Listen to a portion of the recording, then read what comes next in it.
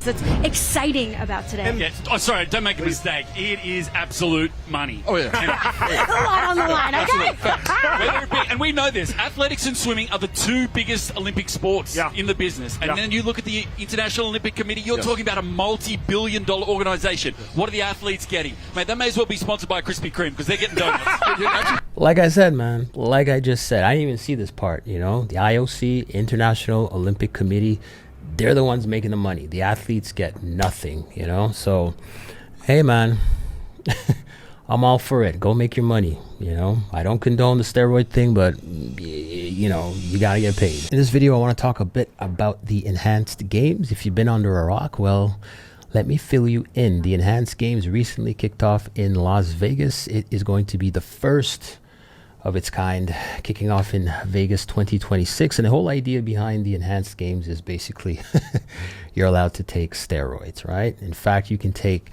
anything from HGH to peptides to SARMs to steroids. And I think they're having a bunch of categories here. I'm going to give you guys some context here so you can actually see. So we're talking about swimming, track, weightlifting, and the deadlift. For me, this is such a very exciting time because, first of all, you know, I don't want to trash anybody who is an enhanced athlete, but as someone who grew up in the 80s, and I'm sure many of you have, you know, we were always told that steroids were the bad thing. We've seen a lot of guys, a lot of athletes being taken down, lose their title because they got caught taking steroids, right? Ben Johnson, you know, as a Jamaican Canadian, you know, sad to see what happened to him in the 1988 Olympics. You know, they completely shamed him, stripped him of his title. Who else? You know, Mark McGuire got caught up in that. Baseball superstar Mark McGuire, as well as Barry Bonds. I mean, that's how things were portrayed in the 80s and 90s, right? So it's interesting to see that we've come full circle nowadays, and we literally have legally approved, FDA approved, in fact, events, right? So this is pretty interesting. We have 42 athletes, 8 competitions, 4 sports. As I mentioned, swimming, track, weightlifting, and the deadlift. The cool thing about this is that there's actually a significant prize money. So one of the things I've always found fascinating with the Olympics is the level of dedication a lot of these athletes invest, right? Some of them start training regardless of the sport they do from a very young age. And by the time they get to that Olympic level, they're not even earning income from that endeavor, especially the Canadian artists. Like, they're really not. You know, some of them have part-time jobs, some of them get sponsors, but the money all goes to the IOC. I actually know Dick Pound. He was the guy running the IOC. I met him in my university years at McGill, right?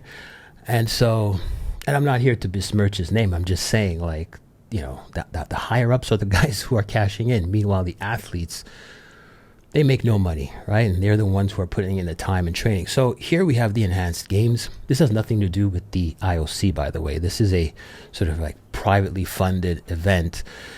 And so let's play the clip here, and it kind of explains how the prize money works. I think if they win a world record, or if they break a world record, they automatically get money, right? Huge incentive here. And again, in this channel, we're not promoting steroid use. I just want to add this as a disclaimer. But this is interesting. You know, as someone who is a lifetime natty natural bodybuilder, I've always been fascinating with, you know, jumping to the dark side. I never did. But hey, man, 2026, new era.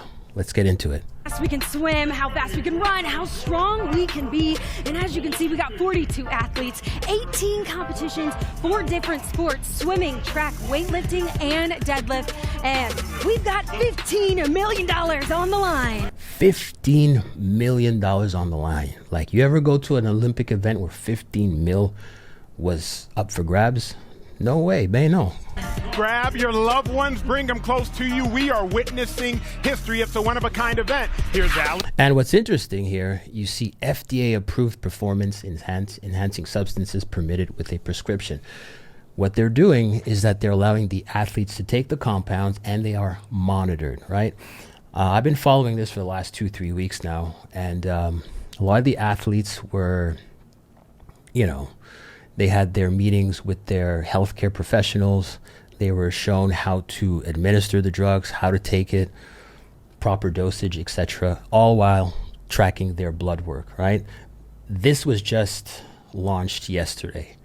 The last 2 or 3 weeks, they've been doing some promo. I've been following the social media, and they have been releasing clips where the athletes are having regular checkups with their doctors, and they're also explaining what's happening to them as, you know, the compound does its thing, right?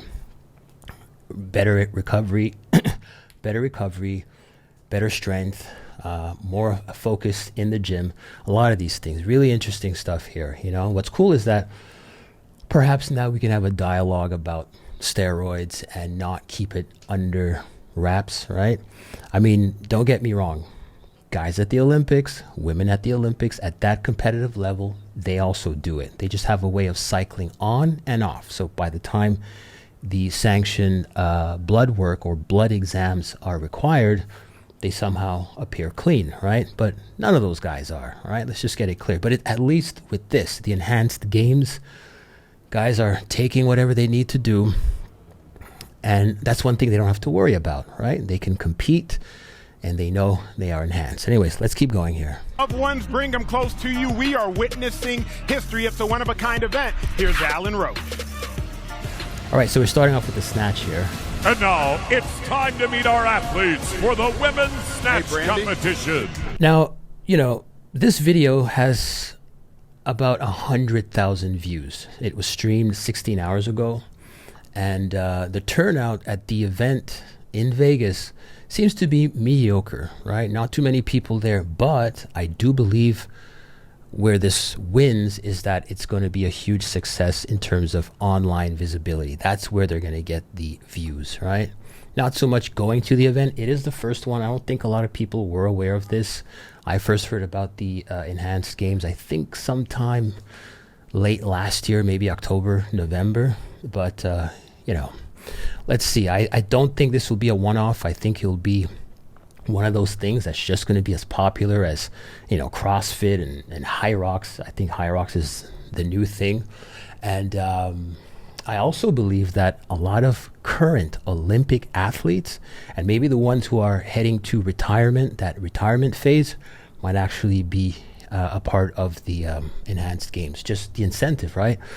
If you are facing a decline in your career, let's say as an Olympic athlete, you could actually hop on the enhanced games train and extend your career, right? Just get on the compounds, and you know, you might be able to crank out another 5-6 years. So I think you're going to have a lot of high level competitive athletes jumping on to the enhanced games.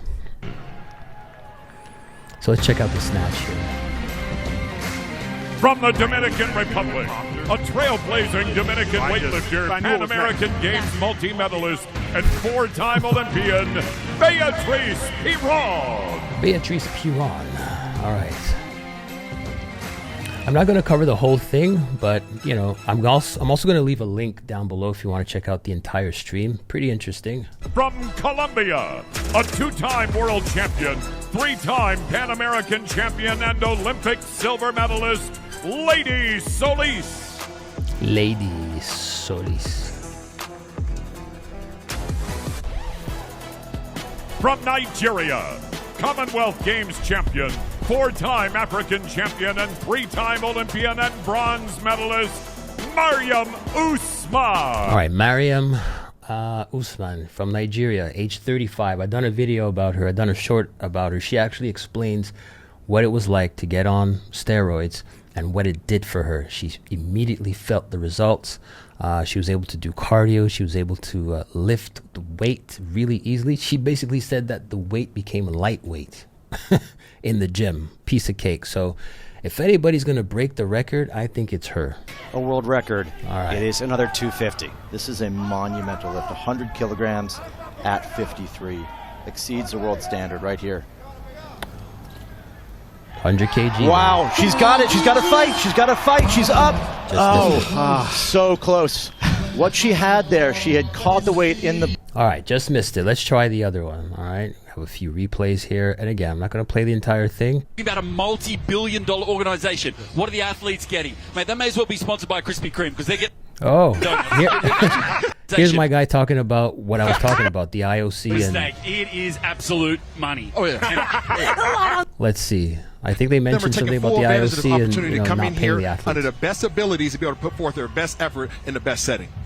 Oh, yeah, I couldn't say it any better. And you guys kind of hit all of the points that I think are super important about today. These athletes are here. They want to be the best, compete at the highest level. They also are getting compensated for what they're worth, and I think that's one of the biggest things. Bro, compensation, that is so important, you know? Like, in my university days, I went to school with some Olympians when I was in my college days, you know, people who were on the hockey team, track team, and these people weren't getting paid, and I always felt like it sucked because I saw the amount of dedication they invested in getting to that level, and they weren't getting paid. So now, you know, with the enhanced games, what's up? That's cool. That's exciting about today. Yeah. Oh, sorry, don't make a mistake. It is absolute money. Oh, yeah. There's a lot on the line, okay? And we know this. Athletics and swimming are the two biggest Olympic sports in the business. And then you look at the International Olympic Committee, you're talking about a multi-billion-dollar organization. What are the athletes getting? Mate, they may as well be sponsored by Krispy Kreme because they're getting donuts. Like I said, man, like I just said, I didn't even see this part, you know? The IOC, International Olympic Committee,